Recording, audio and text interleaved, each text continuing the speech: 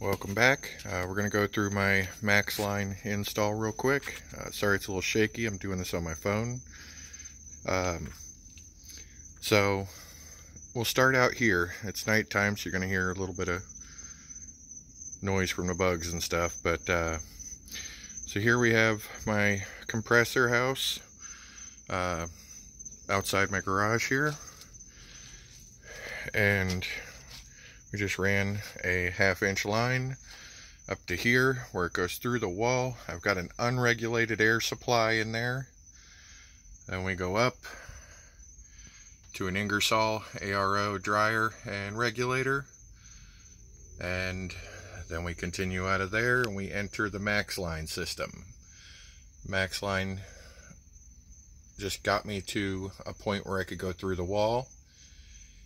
And then I'll take you inside. I'll show you the rest of what we got done. And you are going to see my mess, so please bear with me. So there's my unregulated air. And this is something I don't really plan on using, but I wanted to have available. So we go up above the cabinet. And right here above the electric is where the Maxline system comes in. Goes across there and up over, and there we have our first T. Sorry about the lights and everything. And then down, and we'll come in and take a closer look. And this is what the outlet looks like when it's installed. I do like that it points kind of downward, so the weight of the hose isn't putting so much pressure on the threaded fitting behind there. And there is a drain on the bottom. Now I have a few of these, and I'm going to end up putting some small tubes on those drains just to make them easy to get the moisture drained out of them without making a mess. So we'll jump back over to here, and we've got it running along the roof. And what I decided to use was 1/2 inch electrical conduit straps, and I used those because I had them, and the clips were expensive, the ones from Maxline.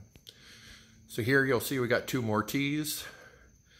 I've got one running over to that area there, and here I used their distribution block and put in an air line. And eventually I'll mount a hose reel over here somewhere. The one with the valve on it is going to go over to a shelf I'm putting in for a plasma cutter. So going back,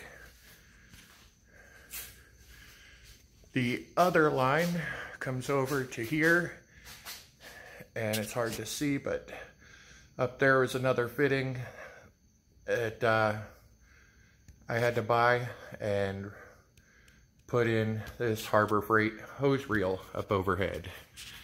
And having that, you know, just at arm's reach, so nobody's knocking their head into it, but it's easy to get to. And with 50 feet of hose, I can reach anywhere in the garage. All right, so continuing on down, we came over to here, and initially, right here, I just had an elbow in there. And this was the end of the line. And then it runs down back behind here to my sandblast cabinet. And I'm going to talk about that gauge there here in just a second. But when I got done with that, I had enough hose of that blue tubing, which I'll show you in a minute, that I took the elbow out and put in another T, and then came all the way to the end and down to here, which is right by one of my workbenches. And that way I could have an airline here for small tools. Like I said, I'm real sorry about the shakiness. I'm having some health issues. But what I used was the Maxline M3800 half-inch master kit. Kind of see here what all it came with. I had to buy a whole bunch more of these tees. I think I bought 4 or 5 of these things. Plus I bought the fitting to go to an airline to run to that hose reel. Sorry the box is so ugly, but they had stickers all over here that covered up everything. So what I have left over is about a 2-foot piece, about a 4-inch piece. I have 5 of those elbows, 2 of the 3/8 pipe thread to the Maxline fittings. I have 1 more of these left over, and then the tools, and it come with extra O-rings and the instructions, obviously, which the instructions are, they more or less just give you a couple of tips, but common sense will pretty well walk you through this kit. So I had talked before in the last video about my concern with how small that opening is compared to what I thought. Put them side by side so the perspective is about right. You see how much smaller that little opening is versus this 1/2-inch inside diameter tubing. Now, it's hard to see, but you can see the shiny a little bit. It is a very thin-walled aluminum tube that has a plastic casing on the inside and a plastic on the outside. So you don't have to worry about it corroding up or anything from the inside or the outside. It keeps it really well protected. It's semi-rigid. You can bend it, and you can straighten it out. But without the straightener tool, it's real difficult to get it real straight. But like I said, my major concern was being able to get the flow right through these, because every single fitting is that same size. So all those tees, all of these fittings, all of it, they're like little restrictions on flow. So you're not getting that 1/2-inch airflow all the way through. Now, when I was looking at this, the box here says, let's see, where's it at? Oh, here we go. 30 CFM max flow rate up to a 5-horse compressor.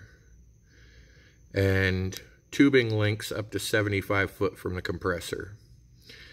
Now I measured it out, and I've got about 62 feet to get me to here. So I put that on there, and then, sorry, like I said, I'm doing this with my phone.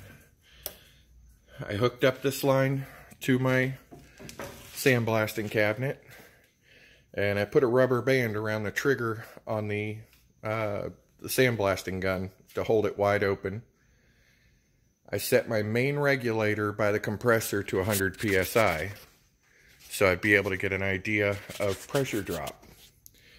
And up here at this gauge, I wanted to make sure it was back from the gun so it wasn't being skewed too much by the drop in pressure at the gun. But back up here, I was maintaining 90 psi with a 100 psi supply. Now this sandblast cabinet says it runs at 9.5 CFM. So I'm not real sure that this system will support 30 CFM of airflow. But I think for what I'm doing in here, I think it's going to work out pretty good. So all in all, I am very happy with this. The install was really easy. And one of the things that I really liked about it was when I had initially put one of these elbows in up in the roof, and then later decided I wanted to add another line coming off, because the way these fittings are made, which, let me take one apart. Okay, you take your tubing and you put this nut on it, and then you put this ferrule on there. Sorry, I'm having to do it all one-handed. And then you push it on to the fitting itself, and you'll kind of hear it click when it goes in, and then you just thread this piece on and snug it down. Because these ferrules are split, I was able to take it all apart and simply swap out that 90 for a T and run another line without having to cut anything. So that was a huge benefit, I felt. So, like I said, all in all, I'm happy with the system. You know, if I have any issues down the line, I'll be sure to update this video. But, yeah, I'm definitely I think it's gonna work out great. So, thanks for watching.